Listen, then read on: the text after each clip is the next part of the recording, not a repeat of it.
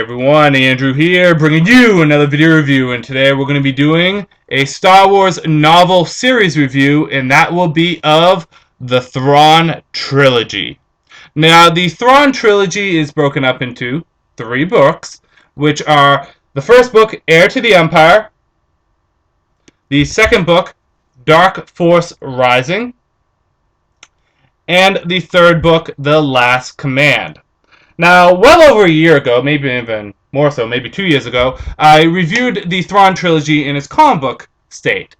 But that was the comic books, and recently I've been able to get my hands back on the novels, reread the novels, and I actually have 2 copies of each book, one to read and one to keep nice and safe and pristine condition with my Star Wars collection over there. And I am ready to review the Thrawn Trilogy in its entirety, because despite how good the comics were, they were the comics. They did the best they could with what they had, but they weren't the novels. So with that said, let's jump into the Thrawn Trilogy. Now, the Thrawn Trilogy is set about 5 years after the Return of the Jedi. And right now, the New Republic, the Rebel Alliance, is still at war with the Galactic Empire. And the Galactic Empire is holding their own to the point that they're causing a lot of trouble for the New Republic. And the Republic is baffled at this because Vader's not around, the Emperor's not around, and really, who's in control of this empire? Well, the person in control of the Imperial Navy is the last Grand Admiral. Grand Admiral Thrawn, the antagonist for our story. Now, Grand Admiral Thrawn is a character who is actually the only alien to be in the Imperial Navy that is a Grand Admiral. He looks just like us as a humanoid. He has hair, eyebrows, the facial features, all that. However, he's completely blue, and he has glowing red eyes. And Grand Admiral Thrawn is using the Imperial Navy, and despite the fact that it's probably more than half of what it was beforehand, still causing a great amount of trouble for the Rebel Alliance, to the point that the Empire is actually winning. Grand Admiral Thrawn, what you have to understand, is a master strategist and an incredibly smart individual. I'll go into a bit more about Grand Admiral Thrawn when I talk about the characters, because I'm going to take a section to talk about the characters, the main ones and the new ones introduced. For the most part, some of them I'll leave out for the point of time. But Grand Admiral Thrawn's in control. And while this is all going around, there is a mercenary, a smuggler, named Talon Karrde. And Talon Karrde basically took over the smugglers and the power that Jabba the Hutt had after Jabba died. And he's kind of what Han would have been if Han didn't join the Rebel Alliance. Although he's a little bit more well-mannered than Han, and I like to think a little bit smarter. And in Talon Karrde's personal workforce, his second-in-command is Mara Jade. Now, Mara Jade is unique because she used to work for the Empire. Mara Jade was actually an agent of the Emperor called the Emperor's Hand. And the Emperor's Hand, as the Emperor's Hand, she had lightsaber training and a bit of force power, probably on the scale of maybe Luke Skywalker before he went to train with Yoda. But she's a very smart individual. However, after the death of her master, she had nowhere to go, so she kind of went into hiding. And her last command given to her by Grand Emperor Palpatine, kind of put Grand on there, but by Emperor Palpatine, before he died, was kill Luke Skywalker. Which is pretty ironic, because throughout these stories, Mara Jade has to work with Luke. He serves a purpose for her, but she really hates him and she wants to kill him. And the reason why she wants to kill him so much is not because he is responsible, or at least she thinks he's responsible for the death of the Emperor, but because the Emperor actually put a hypnotic suggestion in her brain. That is, until Luke Skywalker is killed, she slowly goes crazy because she needs to kill him. But she has to work with Luke, and she actually starts to like Luke and respect him and see, this guy isn't really that bad. He's actually a nice guy that's helping me out, despite the fact that I blatantly tell him that I want to kill him. So we have a third party, which is Talon Karrde. So we have the Empire versus the Republic, and then Talon Karrde and his mercenary smugglers caught in between. And of the technically 3 main characters, Han, Luke, and Leia, they all kind of go in their own different direction. Leia deals with a bunch of aliens, which the pronunciation is horrible on this, but Norag or Norag or Norg, something along that lines, who are basically kind of in debt to the Empire and try to help them get out of the Empire's debt. As kind of a way to get information on the Empire, but just generally to help them out. Han Solo kind of goes off and tries to hit up some old connections and see if he can find some people that will help out with the Rebel Alliance's fight against the Empire. And Luke works with Mara and Talon a lot. Now, throughout the 3 books, a big story element is introduced. There's actually a few. The first is the Dark Jedi. Oh God, Joris Koboth. His name is horribly pronounced, and also it's horribly pronounced. And he is this Dark Jedi who wants Luke, wants Leia, and Leia's unborn children because she is pregnant with twins for his own purposes. And he makes a deal with Grand Admiral Thrawn to help out in return for Luke, Leia, and the twins. What a lot of people don't know is the reason why the Empire lost so devastatingly at the Battle of Endor was because the Emperor was actually using the Force to coordinate the Imperial Navy. And when he was killed, the coordination was gone. But the new Dark Jedi, under the command of, well, not really the command, but helping out Grand Admiral Thrawn, is giving that coordination back. And it's a deadly asset. The second big plot to this story, this series of stories, is something called the Katana Fleet. Now, the Katana Fleet is about 200 Dreadnought-class starships. Although old, are incredibly powerful. They can take a hit and they can give one out. But the Katana Fleet went missing. And the Empire, as well as the Rebel Alliance, are both after it. Because if you have the Katana Fleet, you can sway the battle in your direction.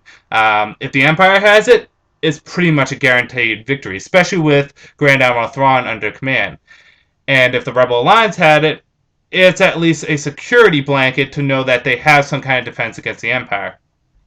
The last and final big plot point to this story is the fact that, well, Grand Admiral Thrawn is able to get his hands on some special technology that the Emperor used to use. What that technology is, I'm going to leave a secret because I don't want to give too much away. But this technology and the way that Thrawn is able to manipulate it makes him incredibly dangerous. So the question is this: can Luke, Han, Leia, along with their new allies, Talon Karrde, and also Mara Jade, take on the big bad Grand Admiral? Or will Thrawn prove that he is as deadly as everyone think he is and win? Well, you're just going to have to read and see. Let's jump into the characters, and then we'll jump into the good, the bad, and whether or not you should get it.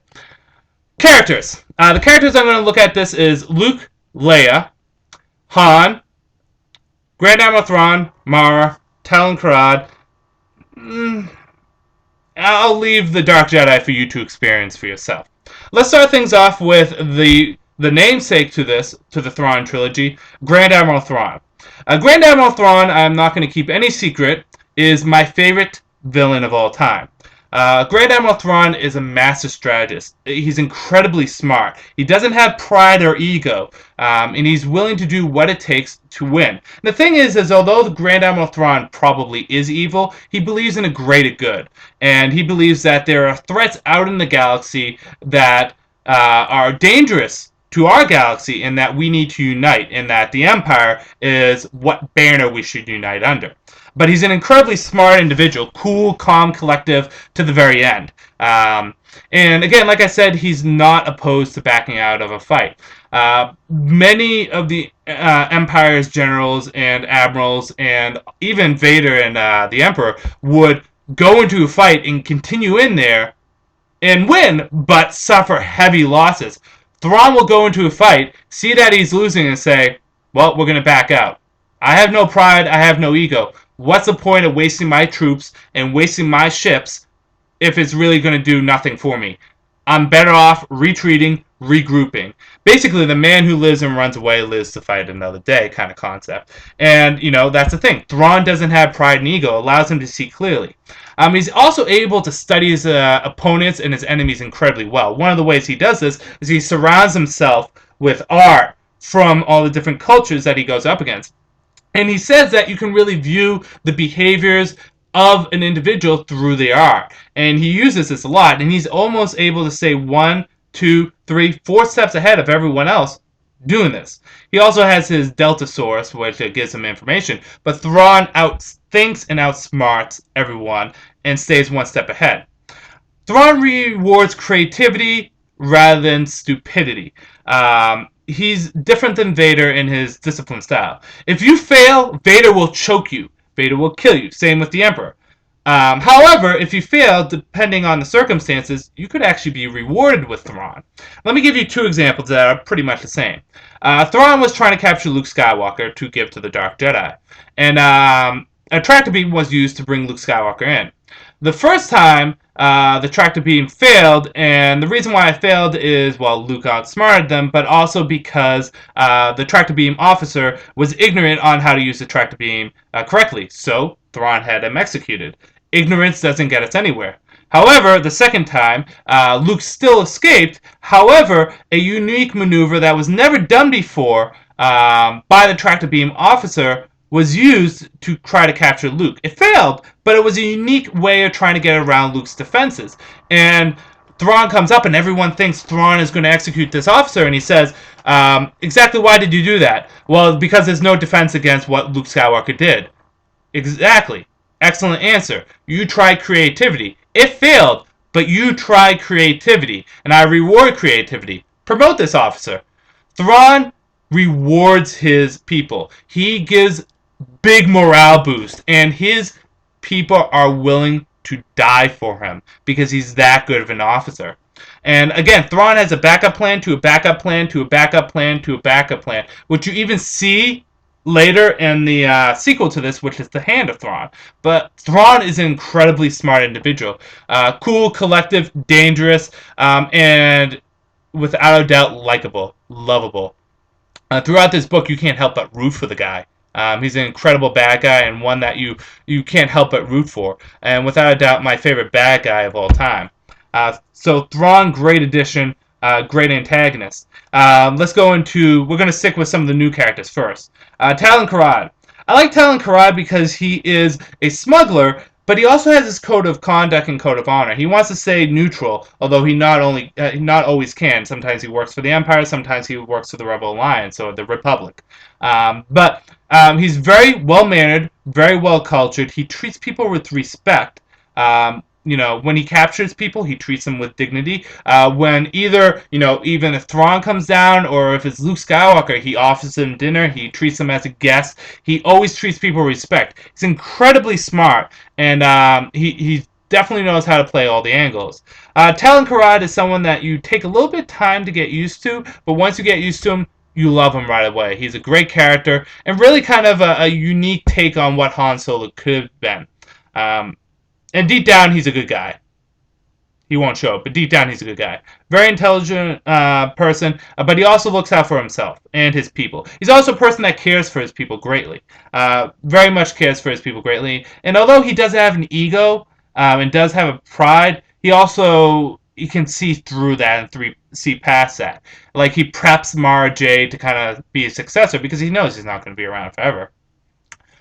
Which leads us to Mara Jade. Mara Jade is one of my favorite Star Wars characters, but I'm going to try to keep the biasness aside. Mara Jade is portrayed very nicely in this, in that she's not a bad person. She worked for the Emperor, but she's not a bad person.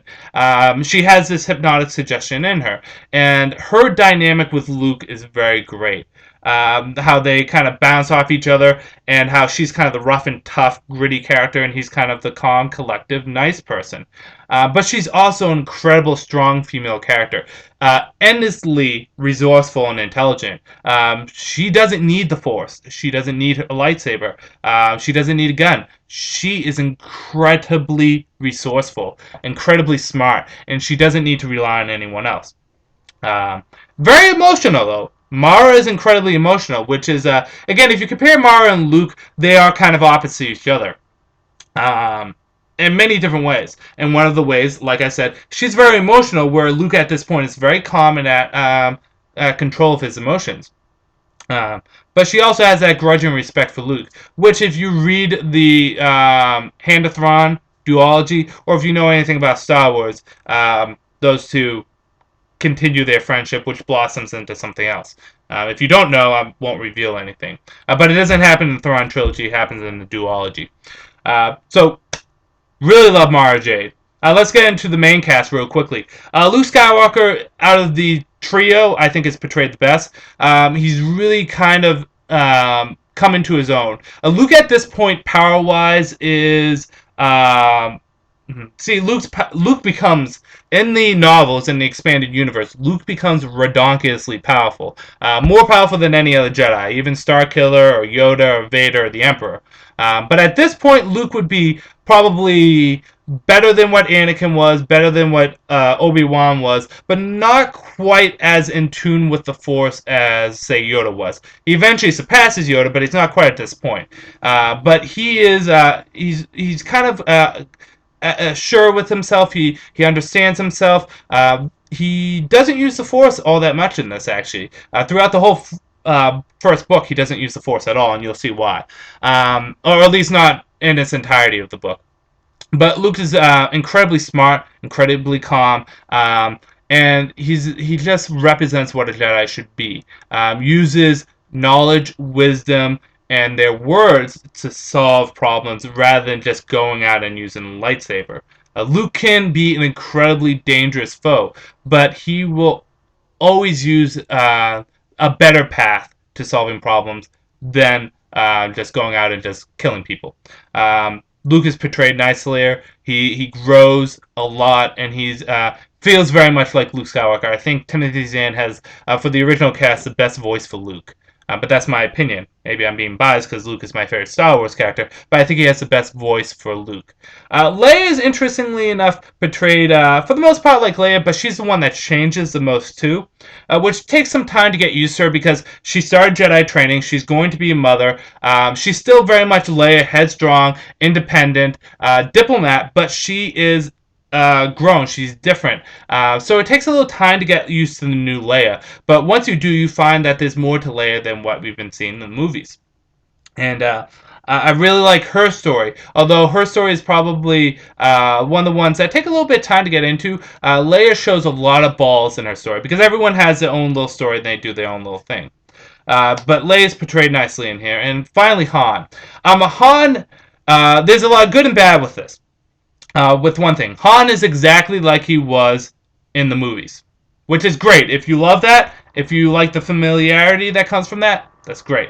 The problem with that is Han is pretty much just like he is in the movies.